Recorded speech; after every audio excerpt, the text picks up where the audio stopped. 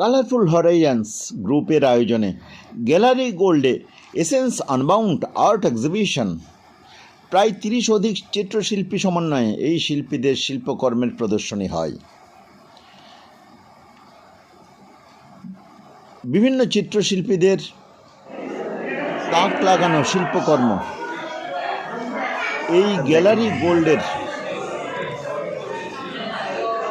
চিত্রশিল্প ভবনকে করে তুলেছে অনন্য। কলকাতার বুকে গ্যালারি গোল্ডে এই চিত্রশিল্প কালারফুল হরাইজন্স গ্রুপের আয়োজনে যে বিভিন্ন চিত্রশিল্পীরা আমন্ত্রণ গ্রহণ করেছিলেন এবং তারা তাদের ছবি নিয়ে এখানে উপস্থিত হয়েছেন। প্রত্যেক দর্শকদের কাছে তারা নন্দিত হয়েছেন। অবশ্যই আমরাও এই চিত্র প্রদর্শনীতে উপস্থিত হয়েছিলাম। আমাদের বিশ্ব সৌহার্দ্য সম্প্রীতি ও ন্যায় দর্শনের ক্যামেরায় এই চিত্রশিল্পকে আমরা তুলে ধরবার চেষ্টা করছি। অবশ্যই আপনারা যারা এই চিত্রশিল্পের সঙ্গে ওতপ্রোতভাবে যুক্ত ছিলেন বা যারা দেখতে এসেছিলেন, জোরে আমাদের এই তুলে ধরাকে আশা করি আপনারা লাইক, কমেন্ট এবং শেয়ার করে আমাদের সঙ্গে থাকবেন। ধন্যবাদ।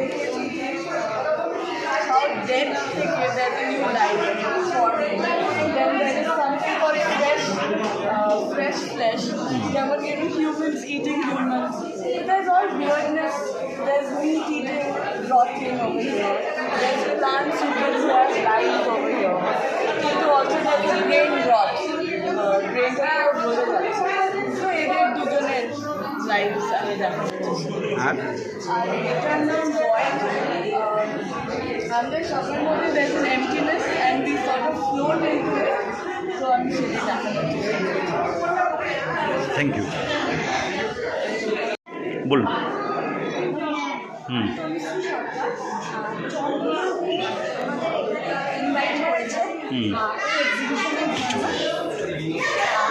প্রায় 1.5 মাস আগে আমি আমার 4টে কাজ পাঠিয়েছিলাম চন্দ্রমতির কাছে। 2টো কাজ সিলেক্টেড হয়। তারপর এই 2টো কাজ এখানে আসে।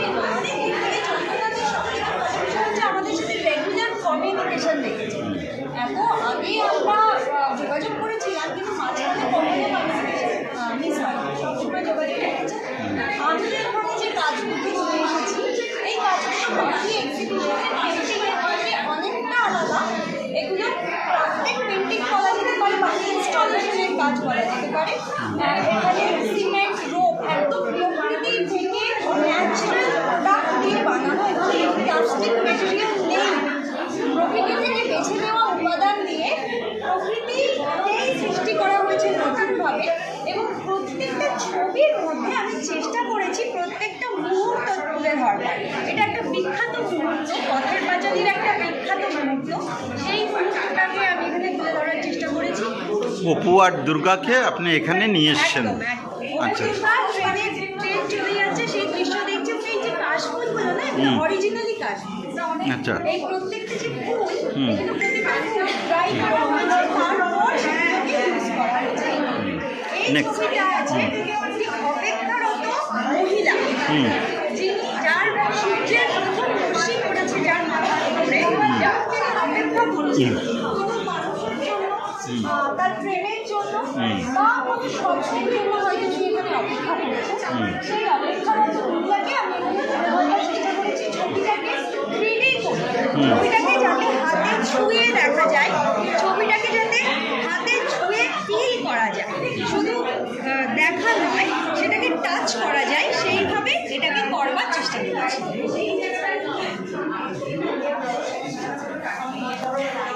এই ছবিটা একটা তুলো তো, এই ওনার সঙ্গে ওনার ইন্টারভিউ নিচ্ছে। এই ছবিটা, এই যে আমার ক্যামেরাটা তুলবে সামনের থেকে।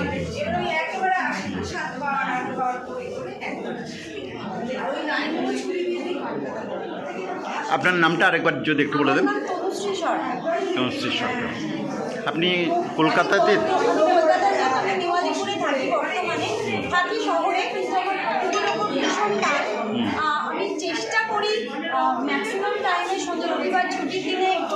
হ্রদে ঘুরে আসবার, শান্তিনিকেতনে ঘুরে আসবার এবং বিভিন্ন জায়গা থেকে পশু পাখি নিয়ে আমি কাজ করি এবং আমি দুস্থ পশু পাখিদের রেস্কিউ করে নিয়ে আসি। এখনও আমার বাড়িতে একটা পাখি নিয়ে এসেছি, যেটাকে সারিয়ে আমি খুব শিগগির মঙ্গলবার দিন নিয়ে যাব হাসিমনগর। হাসিমনগর থেকে ওই পাখিটা ঝড়ের রাতে পড়ে গেছে, সে আমার কাছে একটা দিদি দিয়েছে, তাকে সারিয়ে দিয়েছি, তাকে ঘরে রেখেছি, তারা থাকে সবসময়, খাওয়াতে হয়নি, বড় হয়েছে অনেকটা। মঙ্গলবার তাকে মায়ের কাছে ফিরিয়ে দিয়ে আসবো। এরকম কুকুর বিড়াল অসুস্থ হলে তাদের অপারেশন করানো, তাদের সুস্থ করবার জন্য নিজে থেকেই দায়িত্ব নিই। এইটার সাথে আমার কাজ ভীষণভাবে যুক্ত, হয়তো ওদের ভালোবাসি বলেই প্রকৃতিকে এতটা ভালোবাসি, প্রকৃতির সাথে মিশে কাজ করছি। খুব ভালো।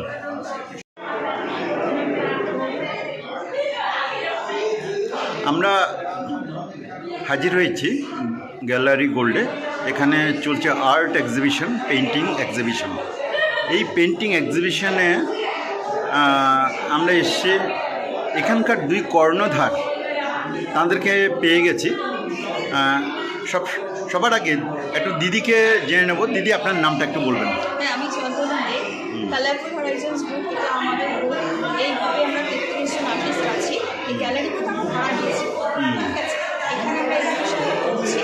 আর এই গ্রুপে যারা রয়েছে 33 আর্টিস্টই একটা ভ্যালুয়েবল আমাদের অ্যাসেট। তারা এরকমভাবে এখন তাদের ক্যানভাসে তুলি রং দিয়েছে যে এক একটা মানে ক্যানভাস এক এক রকমের আপনি পাবেন, শুধু এক রকমের জিনিস আপনি পাবেন না। এখানে কি অয়েল কালার করেছে, যেমন রাজীব একটা রাজীব নিজে ছবি করেছে, এখানে যুগটুকি আচ্ছা আচ্ছা। তা রাজীব কি? রাজীব মন্ডল। কোথার থেকে আপনি এসছেন? আমি বাঁকুড়া থেকে এসেছি এখানে। বাঁকুড়া থেকে এসছেন।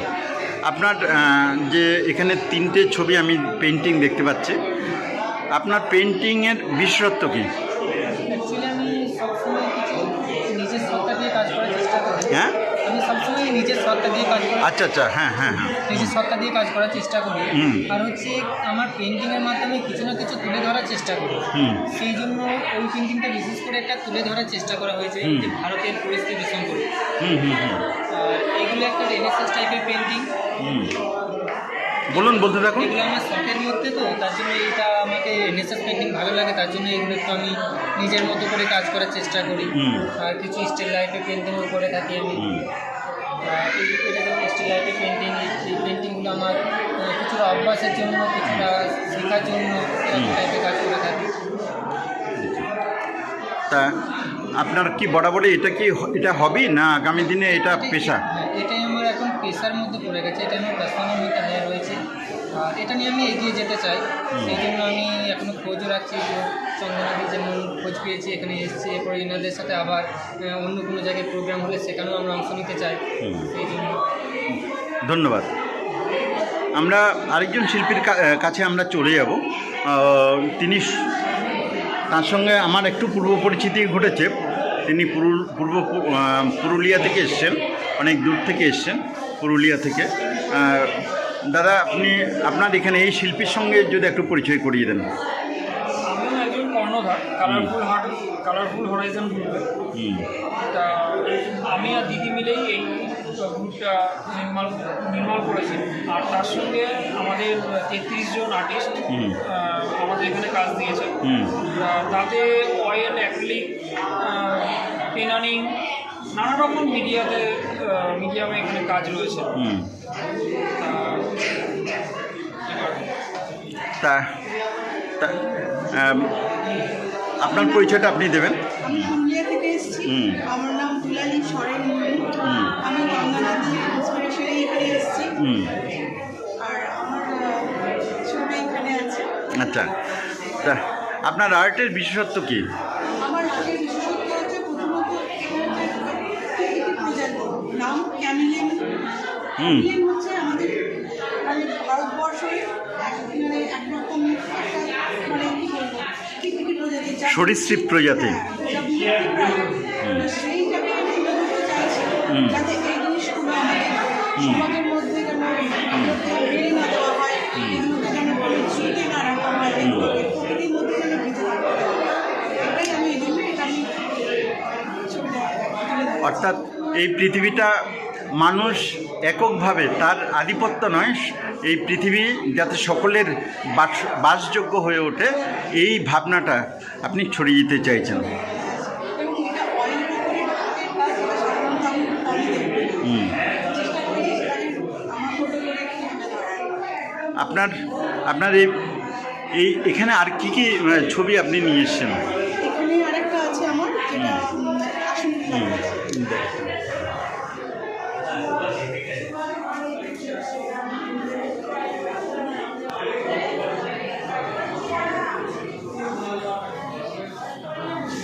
এই আরেকটা ছবি। সাধারণত হনুমানজির সাথে আমরা রামকে দেখে থাকি, কিন্তু এখানে স্বয়ং কৃষ্ণ যিনি কাশীরত অবস্থায় আছেন এবং পুরো মগ্ন। হনুমানজিকে এখানে আমি ম্যাসকুলিন ফিগার দেখাইনি, একদম জাস্ট একটা শিশুর আকারে দেখাচ্ছি, কারণ শিশুর মধ্যে এবং সেই ভক্তিতে এতটাই লীন যে তাকে আর সেই হনুমানজি যেটা আমরা দেখে এসেছি সেটা দেখতে পাচ্ছি।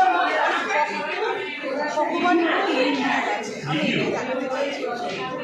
এটাও অয়েলের উপরে আমার একটা কাজ। অনেক অনেক ধন্যবাদ, আপনার কাজ এগিয়ে চলুক।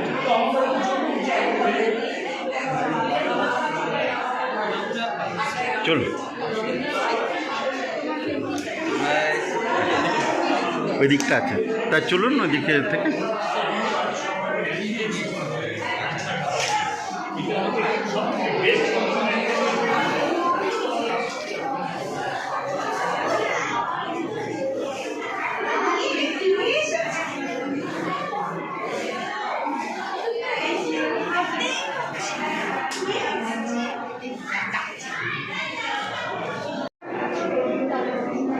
বলুন। আমাদের সামনে উপস্থিত আছেন অনির্বাণ শেঠ। ওনার ইউনিক ওয়ার্ক হচ্ছে লেদারের ওপর, অরিজিনাল লেদার, আচ্ছা। Not process leather. আচ্ছা। আর এই কাজগুলো পরে কীভাবে কত সুন্দরভাবে সেই বক্তব্যটা ওই অনির্বাণ এসো এসো। আপনার কাজের বিশেষত্ব বলবেন অবশ্যই। সবার আগে আপনার নিজের পরিচয়টা একবার নিজে একটু দিয়ে দেবেন। আমি আর্টিস্ট অনির্বাণ শেঠ। আমি দীর্ঘদিন ধরে চামড়ার উপরে ছবি আঁকছি। এই ছবি আমি বছরের বিভিন্ন সময় করা যায় না, নির্দিষ্ট একটা টাইমে করতে হয়।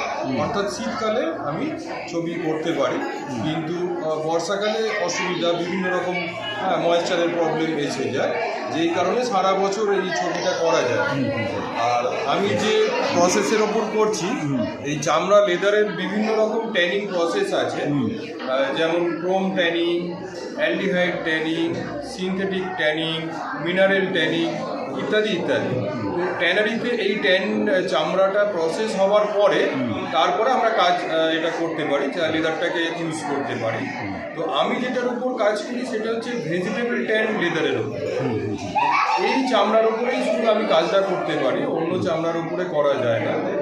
এর উপরে আমি জাতীয় পুরস্কার পেয়েছি 2016 সালে, আমেরিকান আর্ট অ্যাওয়ার্ড পেয়েছি 2018 সালে, ওয়ার্ল্ড র্যাঙ্কিং হয়েছিল 6th পজিশন। এছাড়াও ন্যাশনাল এবং ইন্টারন্যাশনাল অনেক অ্যাওয়ার্ডই আছে, তার মধ্যে যেমন বিড়লা একাডেমির বিড়লা অ্যাওয়ার্ড আছে। লাস্ট আমি আপনাদের ভোপালে রবীন্দ্রনাথ ট্যাগোর ইউনিভার্সিটি থেকে অ্যাওয়ার্ড পেলাম। তো ওরা ইনভাইট করেছিলেন এবং খুব সুন্দর, ওদের বছরে 5 জন আর্টিস্টকে, অল ওভার ইন্ডিয়ার 5 জন আর্টিস্টকে ওরা ন্যাশনাল অ্যাওয়ার্ড দেয়। সেটা আমি বছর দুয়েক আগে পেয়েছি। তো আমি দেশে বিদেশের বিভিন্ন জায়গায় এক্সিবিশন করেছি এবং বিদেশেও বিভিন্ন গ্যালারিতে এবং মিউজিয়ামে আমার কাজ সংরক্ষণ করে রাখা আছে। এছাড়া ইন্টারন্যাশনাল অনেক জার্নালেও আমার কাজ বেরিয়েছে এবং ভারতবর্ষের বিভিন্ন টিভি মিডিয়া এবং বিভিন্ন চ্যানেলে মাঝে মধ্যেই দেখানো হয়ে থাকে। আমার আরও কাজ যদি আপনারা দেখতে চান, আমার নামটা গুগলে টাইপ করলেই আপনারা দেখতে পাবেন।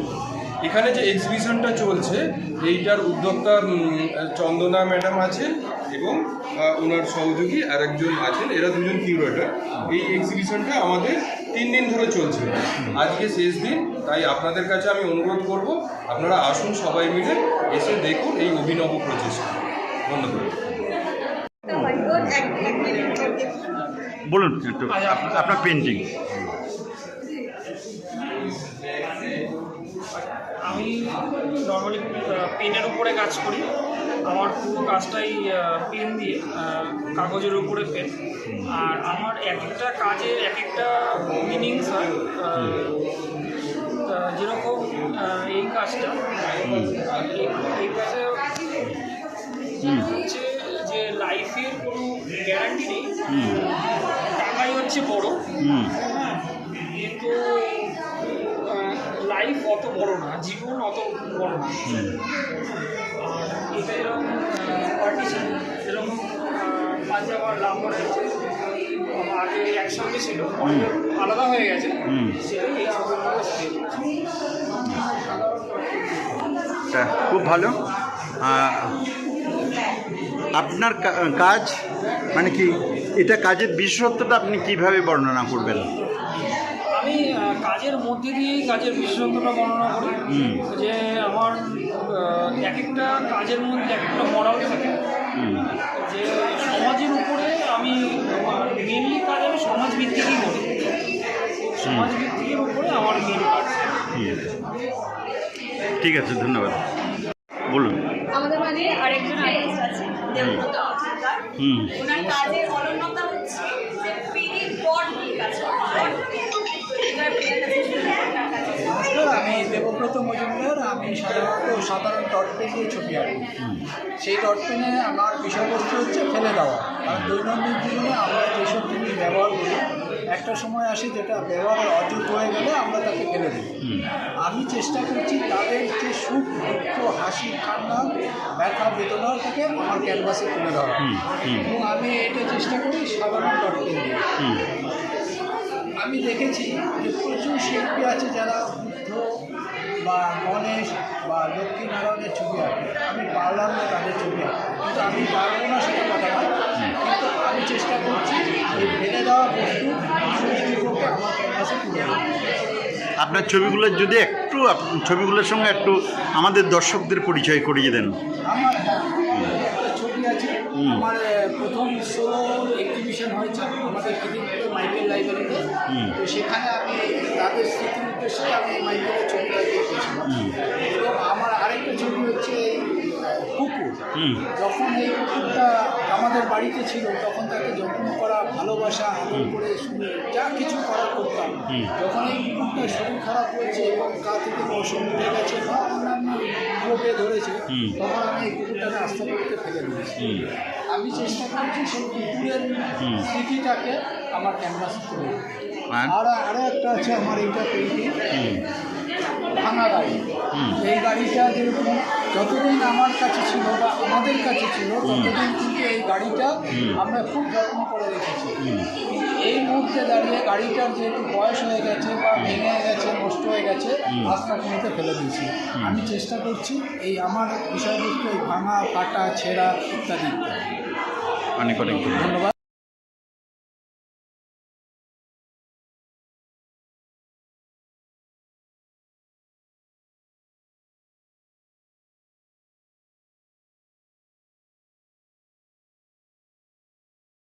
বলুন।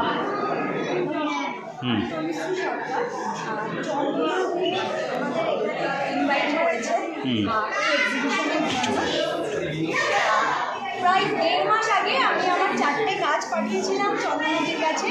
2টো কাজ সিলেক্টেড হয়, তারপর এই 2টো কাজ এখানে আসে। অনেক দিন ধরে চন্দ্রনদীর সবচেয়ে হচ্ছে আমাদের সাথে রেগুলার কমিউনিকেশন রেখেছে। এত আগে আমরা যোগাযোগ করেছিলাম, কিন্তু মাঝখানে কমিউনিকেশন মিস হয়, সবসময় যোগাযোগ রেখেছে।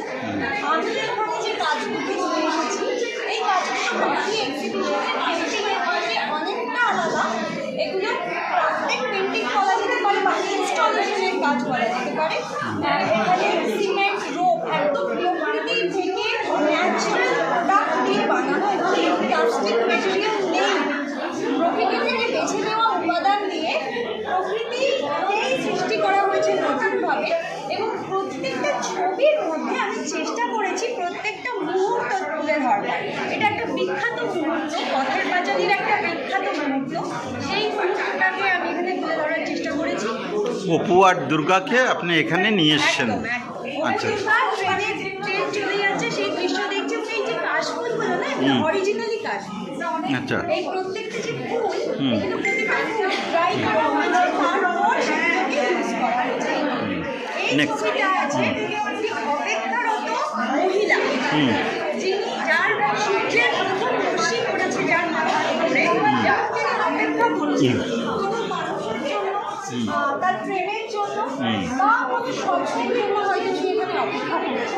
সেই অপেক্ষারত মহিলাকে আমি এখানে তুলে ধরার চেষ্টা করেছি, ছবিটাকে 3D করে, ছবিটাকে যাতে হাতে ছুঁয়ে দেখা যায়, ছবিটাকে যাতে হাতে ছুঁয়ে ফিল করা যায়, শুধু দেখা নয় সেটাকে টাচ করা যায়, সেইভাবে এটাকে করবার চেষ্টা করেছি।